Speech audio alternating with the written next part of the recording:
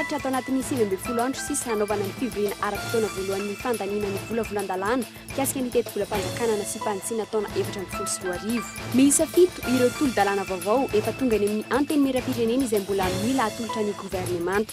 Mirona any amin'ny fivoriana tsy ara-potoana fahadimy amin'ny taona ity ny etsan'ny parlemanta.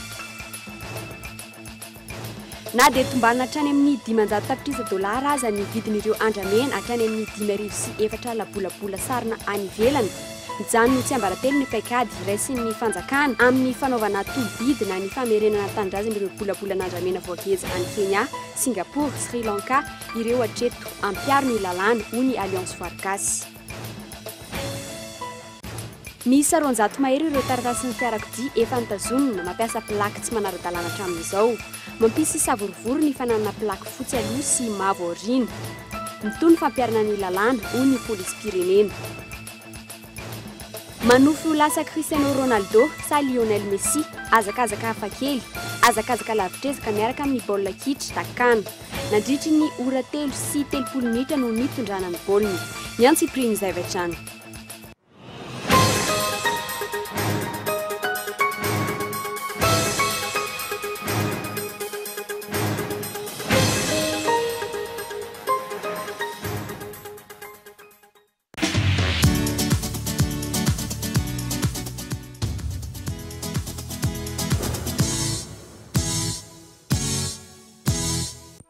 Senia Saada, Groupe Colina, des mercantiles assurances avancent et deviennent Saham Assurance.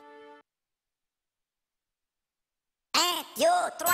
Et fatatro fa en formula satria mampiasa formula madio eriza tonifonyla satria borosina amin'ny formula tiary misy vaovao mahasoa mahafinaritra zato amin'ilay zay mividy formula roa dia mahazo borosiny firay maimai-pona fianao nga ahoana ie tena maimai-pona arareo dia tsy isan'andro io fa voafetra ihany le fotoana mandehana takiden'izao a hiazaka zao eny amin'ny mpivarotra mahazatra anao makaroa amin'ny dentifrice dia mahazo ray amin'le borosiny formula.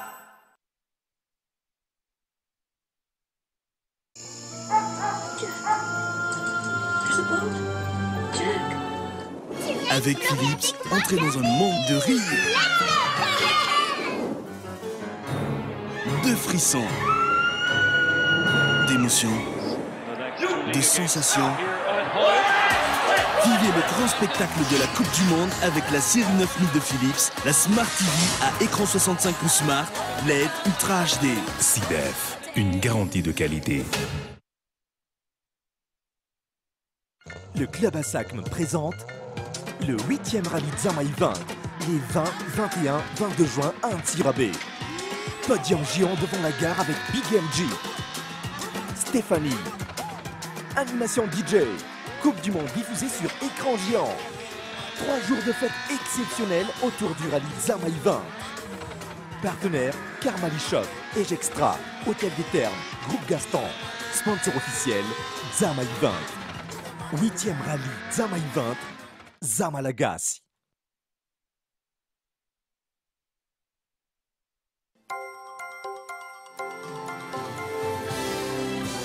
Soyons fiers. Faisons partie de la famille Parabole.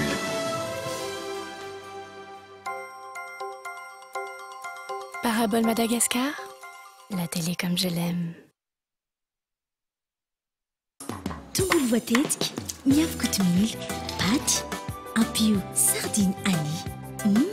Vita ny sakafo. Sardine Annie, ankafizo amin'ny fotoana rehetra. Mofo mikarepoka, tetika voatabia. Ampio sardine Annie. Vita ny sandwich. Ankafizo amin'ny fotoana rehetra ny sardine Annie. Sardine Annie, tsara tsiro, mora ampiasaina, mora vidy. Senia Saada, Groupe Colina, des mercantiles assurances avancent et deviennent Saham Assurance.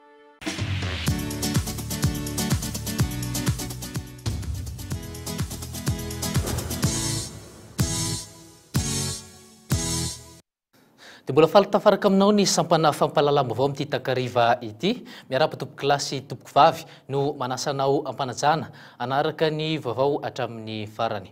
Indro ary omenanao avy hatrany izay antsipiriam-baovao izay ka ny pejy ny politika no anomboantsika izany tsy ho tratra atao anatin'ny 12 andro izay andro sisa anaovana ny fivoriana ara-potoana voalohany ny fandaniana ny volavolan-dalàna mikasika ny tetebolam-panjakana na Sipantsina taona 2024. Fantanjana ihany koa izao fa efa miisa 7 ireo tolo-dalàna vaovao efa tonga eny amin'izay anteny miram-pirenena eny Tsimbazaza izay mbola mila atolotra ny gouvernement nefa ny momba ireo taloha mbola tsy hitatra amin'izao. Mitika izany fa miroso any amin'ny fikarakarana fitoam-pivoriana vaovao indray ny eny amin'ny anteny miram-pirenena etsy Tsimbazaza. Toy izao ny fanadidina.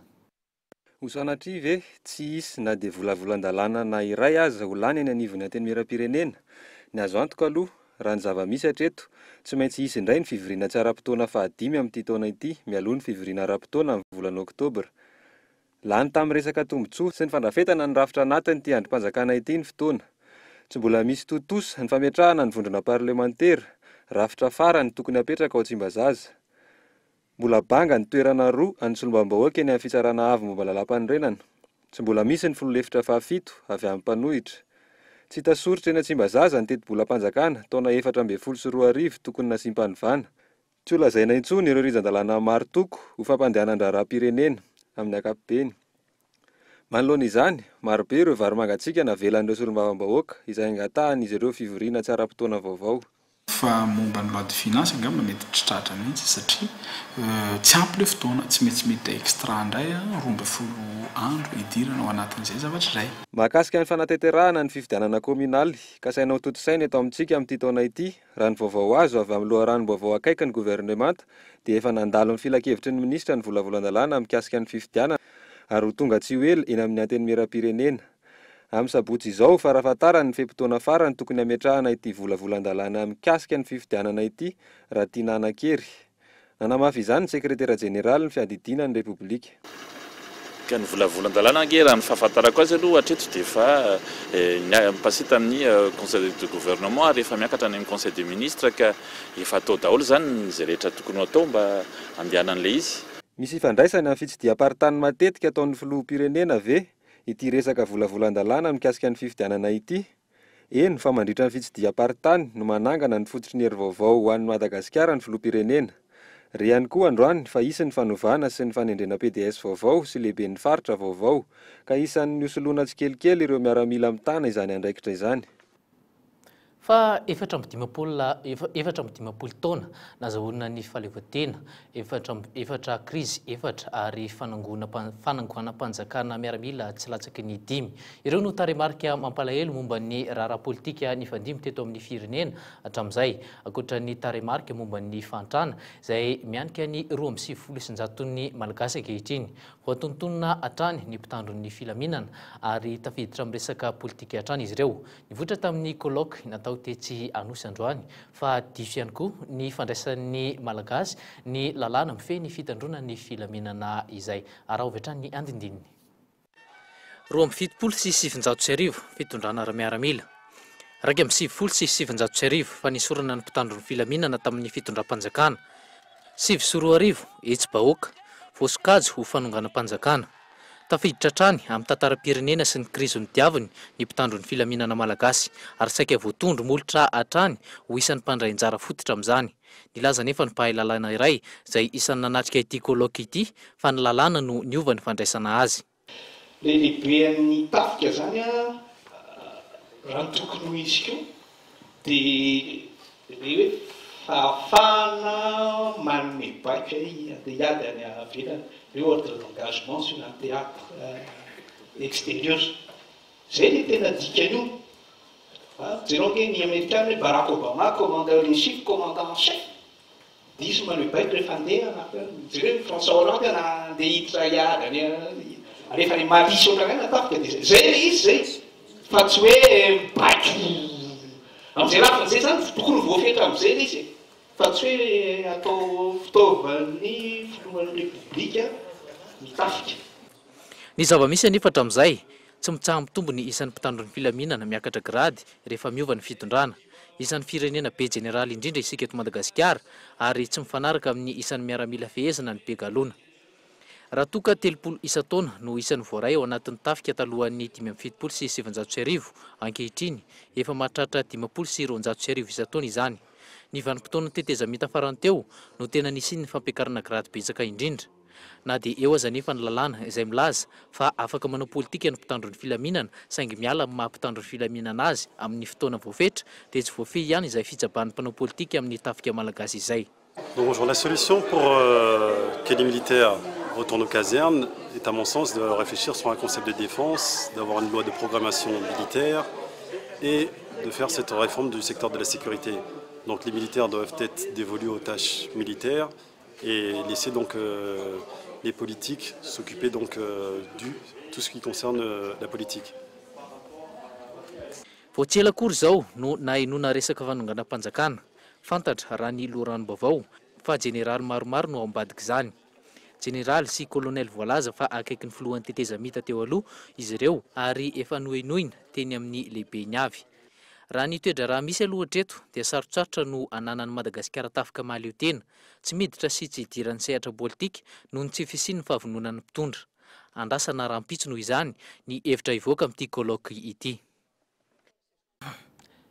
Eo amin'ny pejy ny toe-karenako isa indray dia tsy fantatry ny olon-tsotra amin'ny ankapobeny ny lalàna mifehy ny fananantany eto Madagasikara. Antony mampirongatra ny adi-tany ny any ambanivohitra no tena voakasika izay akaiky. Hatramin'ny taona 2017 sy 700 arivo nisian'ny sampan-draharaha ny ministera misahana ny fananantany nirongatra ny olana. Toy izao ny fanadidina. Fampihavanana toy inona no atao eto dia ahoana nanaovana azy, izavy ny mpampihavana. Dia mihavana ve izy ireo, izavy ny mila mpihavanana dia ahoana. Ireo ny fantaniana tena andrasan'ny olon-tsotra valiny ankehitriny. Miantso ireo mitovy hevitra amin'ny fanovana sy ny famerenana indray ny fihavanana samy malagasy ny minisitra teo aloha José Rakotomavina nandritra ny fikaonan-doha nataon'izy ireo tao Antanimena androany tontolo.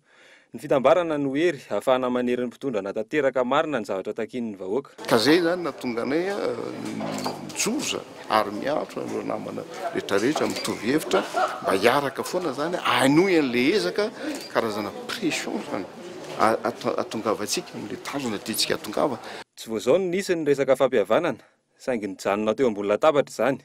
Etsy andaniny, ny antso ny fampihavanana samy malagasy mialoha ny asa fampandrosoana ny filoham-pirenena nandritra ny fandalovana tany Amboasary Atsimo. Fotoana izay tokony nampiona ny mponina avy ao an-drano-damba sy Ambatosivala. Fototry ny tsy fandriam-pahalemana farany teo ka nahatonga ny samy malagasy ny famono, saingy tsy nentina natrika izany ny mponina avy ao Ambatosivala. Tsy maintsy miatrika izany fampihavanana zany sika. Betsaka ny laza hoe alefaso miaramila tsy natao mon'olona. Hita amin'izany fa tsy raha mora velively ny resaka fampihavanana eto amintsika.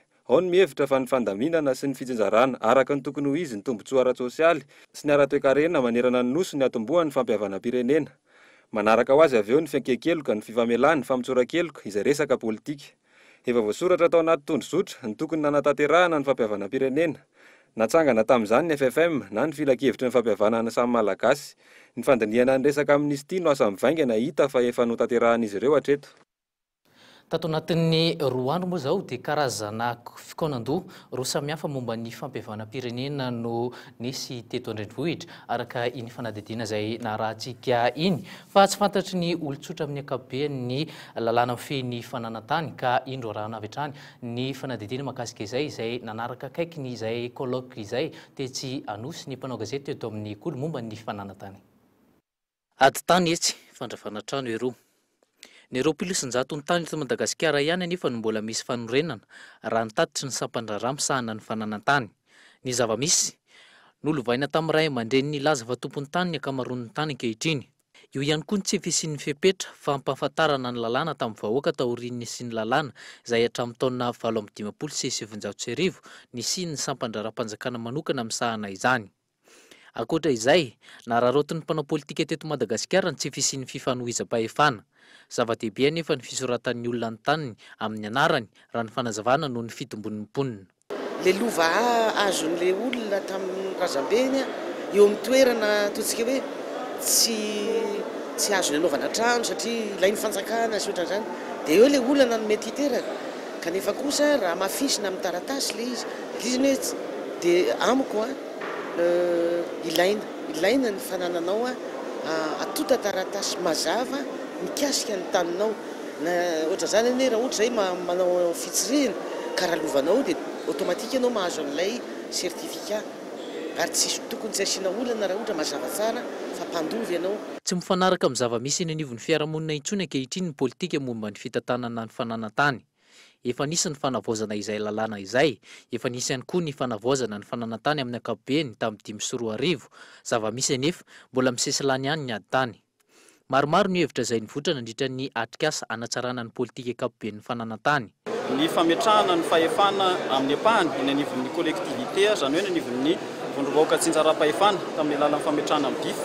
Anisan'izany ihany koa ny fanohizana ny fanatsarana ny sampandrarana fananantany. Anisan'izany ny fanofanana sy fanatsarana ny traikefa sy ny fahaiza-manao amin'ny mpiasa mpikirakira ny fananantany. Anisan'izany ihany koa ny fanatsarana ireo fitaovana izay ampiasaina sy ny fanitarana fanakekezana ny vahoaka amin'ny fametrahana ny birao manerana ny nosy. Atolotra olana iny anivon'ny gouvernemanta ny fehikevitra lany mandritra ny atrikasa izay natao teto amin'ny ministeran'ny raharaham-bahiny androany. Izy avy eo ny fanovana ny lalàna raha toa ka mifanaraka sy maraisy lahatra ny fitondram-panjakana izany. Isy komity hitsangana izay ahitana ny solitena rehetra eto amin'ny firenena amolavola izay fehikevitra lany eo mialohan'ny anomezana azy eny anivon'ny gouvernemanta. Io moa no tenitry tamin'ny kabariko teo hoe ohatr'izay dia hevitra voisina mampiady vahoaka ity. Tsy miresaka an'izany mihitsy izahay momba ny tanina fananantany tamin'ny teo. Zavatra fampahafantarana ny rehetra fotsiny hoe zao ny habe a Madagasikara, izay dia volona ny ampandroso ny fambolena ao anatin'ny velaran-tanina izay mbola betsaka. Raha misy ny azahoana misy fiarah-miasa dia atao izany. Fa le mivoy an'izany tokoa dia zavatra sady mamenatra mamoehitra izany zavatra izany. Efa namaly ohatra ny mbola enitonoto ihany le izy zay ny tenin'osy teo hoe dia asakasaka izay mbola manohy an'izany resaka izany. Nosokafana androany tamin'ny fomba ofisialy ny adihevitra entina anatsarana ny politika mpanjakana momba ny fananantany. Andrasana noho izany ny hevitra hivoatra ao anatin'ny atrikasa. Ny politika mpanjakana tahaka izany izay efa anisan'ny nanolotra ny azy ihany koa ny vondrona politika miaradia amin'ny malagasy miaramiainga. Ny fanampahan-kevitry ny gouvernemanta sisa noho izany no andrasana. Manoloana izany faralahin-dresaka treto ny fanotofana tany efa manomboka miverina eto an-drenivohitra ankehitriny. Famakasika ireo bois de rose kosa dia amidy ny andramena. Efa misy ny orinasa goavana maro liana ny ividy izany any ivelany toy ny any Chine sy Europe ary any États-Unis. Hatreto taorian'ireo andramena tratra teto an-toerana sy tany ivelany moa dia tsy mbola mazava ny fomba ivarotan'ny fanjakana azy ireo. Mijanona ho tsiambaratelo ny paikady ho raisin'izy ireo. Momba mbola tsy fantatra ihany koa hatreto ny lalam-barotra ivarotana azy ireny. Misy larina rajona. Efatra amby 30 kontenera tratra tany Kenya izay milanja 500 taonina, 20 kontenera tany Sri Lanka milanja 570 taonina ary ny tany Singapour milanja 3000 taonina. Ireo no andramena tratra efa iray volana izao. Safidy roa napetraky ny filoham-pirenena mahakasika azy ireo na amidiny amin'ny firenena nahitana azy na ihany koa ampidiana eto an-tanindrazana. Hatreto mbola tsy fantatra mazava ny mikasika ireny azo sarobidin'i Madagasikara ireny na dia efa misy aza ny paikady hoentin'ny fanjakana mandrindra azy ireo. Zavatra arenan'i Madagasikara izay tokony iveloman'ny vahoaka malagasy dia tokony vahoaka tokony ampiasa azy. Fa ny zavatra lehibe tsara ho fantatra fotsiny dia hoe ny katsahana atao anatin'ny stera dia ny azahoantsika tombony amin'ireny zavatra ireny. Rehefa misy mipaika fa ngamba aloha izay hijanona ho an'ny mampihatra azy. Miantona hatreto ny vanim-panontaniana momba ny bois de rose. Oviana izy ireny no nivoakan'i Madagasikara, izo no namoaka azy ireny. Fantatra fa efa nisy ny anaran'ny mpanao trafika narosin'ny Prime Ministra teo aloha Omer Berizika, saingy tsy mbola fantatra izay ho toy ny fanadihadiana. Nilazany tsy hanentsika ny tranga teo aloha ny filohampirenena, saingy andray fepetra amin'izay mbola anohy ny eloka. Fantatra araka ny loharanom-baovao iray fa nivoaka mialoha ny 15 janoary nanaovan'ny filoha fianianana ireto bois de rose tratra tany ivelany ireto, ary fiara-miasan'ny fanjakana malagasy sy ny Interpol no nahatratrarana izany. Tsy misy raha teo koa ny fandraisana andraikitra amin'ny fanajonona ny orara io eny fotony. Misy arak'izany ny sosikevitra avy amin'ny Alliance Voary Malagasy manoloana ny resaka fanondrarana andramena io. Ny fisamborana an'ireo mpanao trafika ireo amin'ny fampianana lalàna aminazy. Mangarahara amin'ny fomba hitantanana an'izy io. Ohatra ka hotoizana ilay fivarotana amin'ny fitsinjarana harem-pireneny malagasy ireny. Ny zavatra ny iditsika hatramin'izay dia ny harem-pireneny tsy tokony manolombitsy fa tokony hahafahan'ny malagasy rehetrarehetra mahazo tombony mampiakatra ny ekônômian'ny malagasy. Miandratrany ny fandraisana anjaran'ny fitondrana sy ireo tompon'andraikitra isan-tsokajiny mikasika ity raharaha fanondranana andramena ity. Tombanana hatrany amin'ny $500 anoany ny vidin'ny bois de rose rehetra tratra ireo, izany hoe isiako lehibe eo amin'ny fahafahan'ny fanjakana manafaingana ny fampandrosoana ny fahazahoana izany vola izany. Orinasa goavana maro any ivelany ihany koa no fantatra fa liana amin'ny fividianana ireo azo ireo. Tsy mbola mazava kosa hatreto ny momba ny tolobidy ivarotana izany. Fa anisan'ny nanome aina ny fiarahamonim-pirenena teto Madagasikara ny krizy farany teo tamin'ny alalan'ny fahazahoana famatsim-bola. Mbola ampangarahara ny fitantanana ara-bola na ao amin'ny kitapo-bolam-panjakana na ao amin'ny fanampiana ara-bola avy any ivelany tantanin'ireo fikambanana tsy miankina. Ilaina ny fametrahana mpanaramaso. Ny fiarahamonim-pirenena no entan'ny mpamatsy vola avy any ivelany anaramaso ny fitantanam-bolam-panjakana. Isy ihany koa ny mpanaramaso mahaleo tena ahatsangana naraka akaiky ny fanampiana. Toy izao ny fanadidina. Teti-bola maherin'ny 400 miliara ariary no tantanin'ny fiarahamonim-pirenena teto Madagasikara tamin'ny taona 2024 raha ny tatitra avy amin'ny Instat. Azo sokajiana ao anatin'ny sehatra 4 ny asan'izy ireo nampiasana io teti-bola io saingy niompana teo amin'ny lafiny sosialy ny 500 isan-jato. Isan'izany ny mahaolona, ny zon'ny ankizy ary ny miralenta. Sehatra faharoa ny asan'izy ireo ihany koa ny fampiroboroboana ara-toe-karena toy ny eo amin'ny lafiny tontolo iainana, ny varotra ary ny famatsim-bola madinika. Ny fandraisana andraikitry ny olom-pirenena sy ny firotsahana ny sitrapona ny volontaria kosa no sehatra fahatelo ary ny fitantanana no sehatra faha-4 mbola vitsy-pisehatra saingy anentana an'ireo mpamatsy vola. Entan'ny mpamatsy vola ny société civile hitaka an'ilay atao hoe redevabilité amin'ny mpitondra. Dia ao anatin'izany zany momba ny resaka finance publique locale. Raha fantatsika fa amin'izao fotoana izao dia efa mandroso ilay resaka hoe budget participatif. Izay ny société civile matetika no lasa miasa manao fanadihadiana, mikatsaka ny transparence amin'ny resaka budget communal. Nandritra ny tetezamita no fantatra fa nahazoan'ireo fiarahamonim-pirenena famatsim-bola betsaka indrindra. Antony tsy nanampy ny fanjakana any avy any ivelany fa tonga dia nanome vola mivantana ny fiarahamonim-pirenena. Fikambanan'ny iraisam-pirenena kosa nefa no nitantana ny 370 isan-jato ny teti-bola natokana ho an'ny fiarahamonim-pirenena. Misy arak'izany ny lesoka mila harenina ahazoan'ireo fiarahamonim-pirenena malagasy mahazo ny famatsim-bola mivantana amin'izy ireo sy amin'ny alalan'ny fanjakana. Ao anatin'izany professionnalisme zany resaka transparence zany resaka mialatsiny amin'ny teny vahiny hoe efficacité, efficience ny zavatra atao. Ka tsika malagasy indrindra fa isika izay société civile malagasy dia tokony hiezaka hanana an'izay professionnalisme izay mahay ao anatin'ny asa izay tena asa tokoa ny fampandrosoana ny mpiarabelona dia afaka mandroso kokoa na nisan'ny nisan'ny vola izay omena aza dia afaka mebetsaka kokoa. Izay moa izany ilay atao ihany koa hoe capacité d'absorption. Anisan'ny mpisehatra goavana eo amin'ny fanetsehan-dray ny toe-karem-pirenena arak'izany ny fiarahamonim-pirenena. Ampivaingana ny fampiasan'izy ireo ny teti-bola fanampiny azony. Tanjon'ny Salon Malagasy de la Solidarité Internationale izay tanterahana ny 2020 sy ny 20 jona ho avy izao eo amin'ny lapan'ny tanàna. Ny ananganana ny Observatoire et Centre de Ressources Malagasy de la Solidarité na ny OCRMS. Fiarahamonim-pirenena miisa 40 no handray anjara amin'izany. Tanjon'ny Institut d'études politiques Madagasikara izay mpikarakara ny hetsika nanampiana azy ireo mba tena hitondra fampandrosoana tokoa ny famatsim-bola avy any ivelany. hetsika izay antson'izy ireo ihany koa ireo orinasa eto Madagasikara mba hanefa ny responsabilité sociale des entreprises na ny RSE mba hitondrany tombontsoa iombonana ho an'ny fiarahamonina. Fanontaniana mipetraka noho izany manoloana izany no hoe iantraika mivantana tamin'ny fiainam-bahoaka na nisy vokany tamin'ny raharaham-pirenena marina ve ny nazahoan'ny fiarahamonim-pirenena ireo fanampiana arobola samihafa andrasana ny tatitra na ny bilan avy amin'izy ireo izay hita ihany koa fa nitomboisana nandritra ny krizy.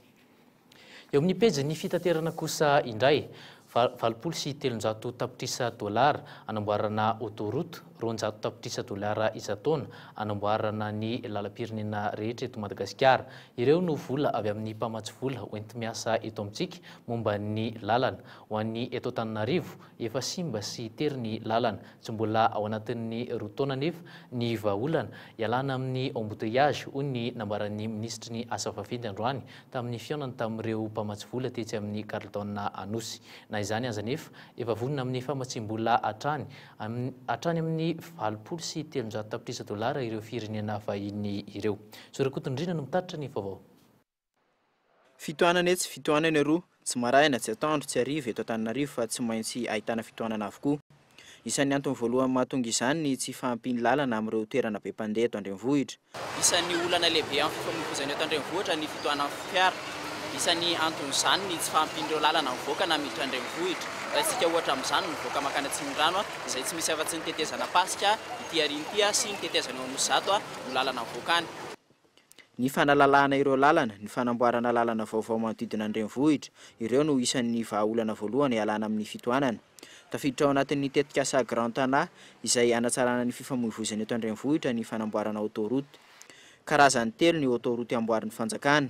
Ny voalohany mampitohy ny seranam-piaramanidina amin'ny Renivohitra, faharoa mampitohy any Ivato sy Ivandry, fahatelo mampitohy Antananarivo sy Toamasina.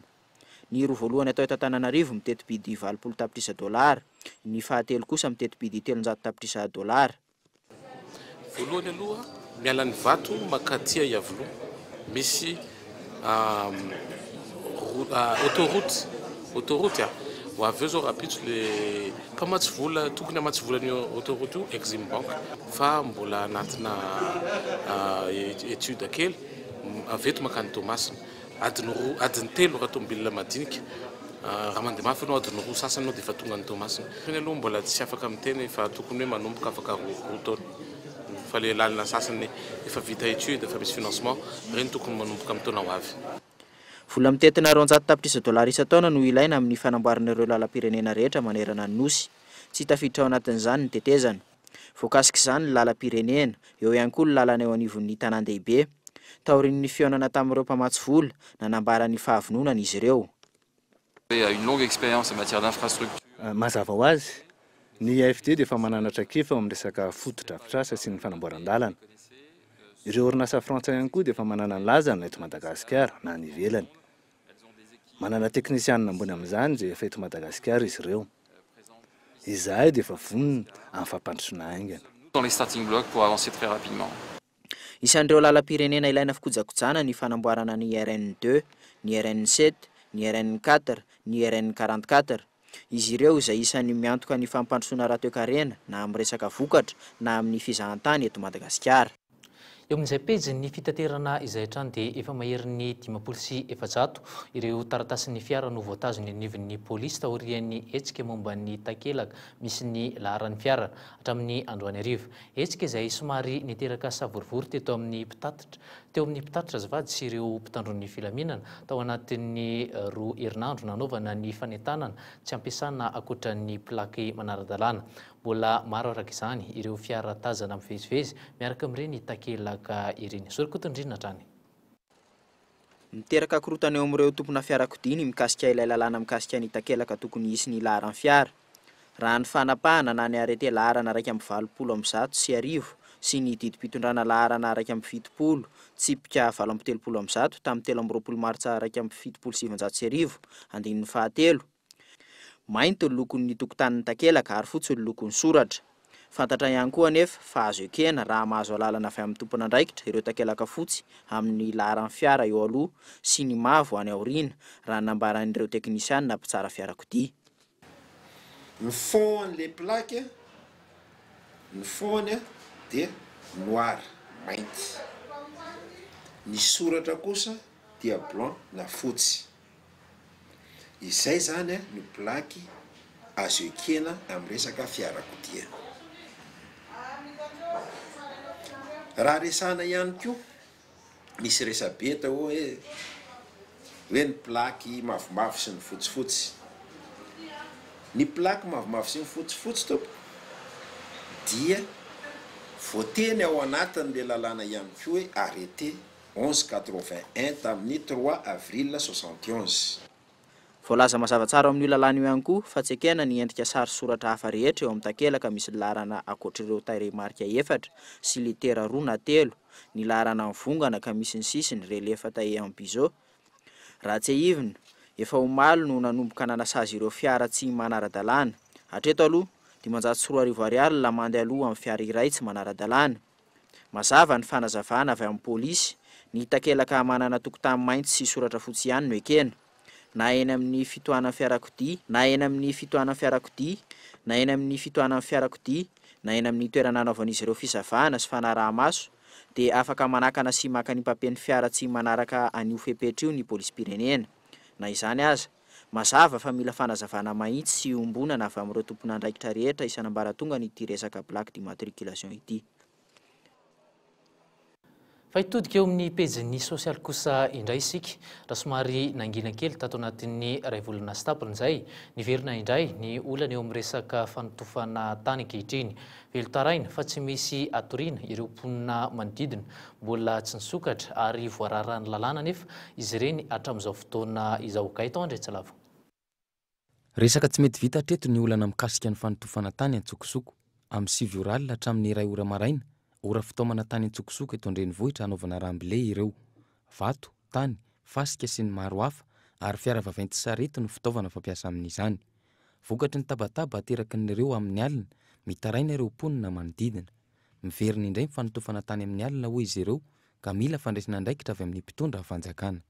Ny ty fa am'le faritra le fanitso zany tsy maheno zay fa am'ty am'le tsy mifefy zay no ohatra ny hoe maheno tomobile misy manotra ta. Eo amin'ny firifiry ihany reo zany. Efa alany amin'ny 6 ihany ohatra. Tabataba be mihitsy. Io zao izy raha manotra izy tonga dia tofany dia tonga dia alamina aingana. Dia ny ataony zany ohatra ny hoe ilay zavatra maleriviny ihany. Tsena tsisy atoriana mihitsy tabataba be mihitsy le camion.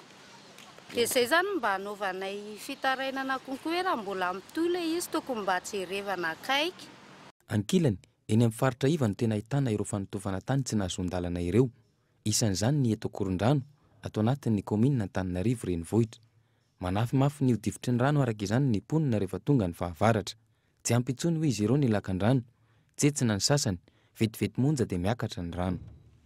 Fa ity zany zao ohatra ny hoe iva dia ao daholo le rano, ka rehefa fahavaratra miverina raha le rano dia izay mavetivety an'ity hoe raha voorana kely fotsiny fa tsy dia tena hoe ao amin'ny anticyclone re mora tratra ny rano ity. Maro ny mponina ety no matahotra amin'ny resaka ity fanotofana tany ity noho ny fahafantarana fa olona ambony sy manan-katao avokoa ny tompon'ireo fanotofana tany tsy ara-dalàna ireo raha ny fanazavana azo hatrany. Tsy mbola misy fanomezan-dalana avy amin'ny komina Antananarivo renivohitra. Hatreto aloha manoloana ity resaka ramble ity, hita fa marefo na ny komina na ny fanjakana. Tsy mbola nisy loha hatreto re na dia iray aza olona nampanao ity ramble ity eno fa niakatra fitsarana na hoe nosamborina na hoe notoriany fanjakana na dia voarara azy izany. Eo amin'ny pejin'ny trangam-piarahamonina kosa indray, vehivavy iray 24 taona no nosamborin'ny pôlisy avy aty Anosomaly rehefa ny fampitevitavana nanomboka ny alahady farany teo. Fantatra fa notsondromin'ny antsy ny vadiny rehefa nandrasana tamin'ny vatakao tamin'ny fotoana nidiran'ny tranony alahady hariva. Adiny mpivady araka izany ity raharaha ity, ilay rangahy no fantatra voalohany no nandray antsy voalohany ary nandratra ilay ramatoa teo amin'ny tanany. Rehefa voarain'ilay vehivavy kosa ny antsy dia teo amin'ny tratrany sy ny aton'ilay rangahy no notsondromin'ilay vehivavy antsy. Makasika kosa ny pejy hafa izany hoe ny fandaharana eto amin'nkolo isantatra ny faheritaona ny rapitso ny fandaharana after arahinao isan'andro teto amin'ny Kolo TV isaky ny amin'ny 9:30 nanomboka tamin'ity herinandro ity no nisoratra tao amin'ny after ny fivoahana teo amin'ny endrika ivelany sy ny zanam-pandaharana samihafa ao anatin'izany fandaharana izany 570 sy 200 ny fandaharana vokarin'ny rampitso hetsika fankalazana ny faheritaonany atao eny amin'ny trano fisakafoanana iray eny Ivandry fanampina Zavana. Raha ny fandehan'ny zavatra efa nomanomanay zany izy aloha tsy atao ato Nkolo fa natao amina toerana anankiray izay mahafinaritra be ahafahana miala voly, misakafo, manao fety izany rehetrarehetra izany. Fa ankoatran'izay tsy adino ireo zanam-pandaharana ao anatiny fa tahaka mahazatra foana mba tsy handiso fanantenana anao fa dia ahita endrika hafa koa misy an'izany hoe ahita Andry Mathieu Andy izany nareo anatiny ao izany rehetrarehetra izany nomaninao anao amin'ilay anniversaire ny after rapitso. Be da be ny zavatra niva atao na ny fandaharana io na pina na tsaraina zany dia na ny lafiny teknika ihany koa karazana habillage vaovao zany ilay izy dia izay indray fiovana vaovao. Makasika kosa ny tontolon'ny baolina kitra nomotsan'ny Allemagne tamin'ny isa mavesatra 4-0 i Portugal omaly nandritra ny lalao fifantsanana isam-bondrona ho an'ny sokajy G amin'ny fiadinany amboara eran-tany eo amin'ny taranja baolina kitra izay tanterahana atsy Brésil. Ny nanomboan'ny lalao no ela dia efa naka isa iray ny Rainbow fahadisoana nataon'ny Joao Pereira tao amin'ny faritra tsy azo ivalozana ka nazahoan'ny karatra mavo teo amin'ny minitra faha 120 no nanome penalty ny Allemagne ka nisantarany Thomas Müller ny fampidiram-baolina. Ny ampy indray ny baolina tamin'ny alalan'ny Hummels tany amin'ny faha 2:30 minitra ary 10 minitra tao aorian'io dia nilatsaka indray ny karatra mena ho an'ny PP izay vodilaran'ny ekipa portugais rehefa namely coup de tête ny Müller mpanafika ny ekipa Allemagne tanatin'ny fanalavam-potoana ny tapany voalohany izy. Naniezaka nanarina aza tamin'ny fizaram-potoana faharoa ny ekipan'ny portugais dia hita fa ny fambagana no ny karatra mena azon'ny PP tetsan-dany kosa nanatombo ny fanafiana ny ekipa Allemagne any ka nitombo ny isa nazava ny antotanisa tazana teny amin'ny solaitra be izay nanamarika ny fandresena ho an'ny Allemagne izay tsara fanombohana tamin'ity lalao ity. Mitoy ny fifantsanana ka ny fionan'ny Belgique sy Algérie no manohy izany amin'izao fotoana izao. Aorian'izay ny fionan'ny Brésil sy Mexique izay ao anatin'ny vondrona A amin'ny 10 amin'ny 10 alina ary ny fionan'ny Russie sy Korea amin'ny ray maraina no amarana ny fifantsanana ao amin'ny andro any. Izay ny makasika ny tontolo ny fanatanjahantena iny araka ny mahazatra dia ny vaovao avy ivelany no amarana antsika ny fampahalalam-baovao. Baolina zao no malaza ka zava-bita miavaka amin'ny fandraika indrindra amin'ny baolina kitra no entina aminao ao anatin'ity fanadihadiana ity.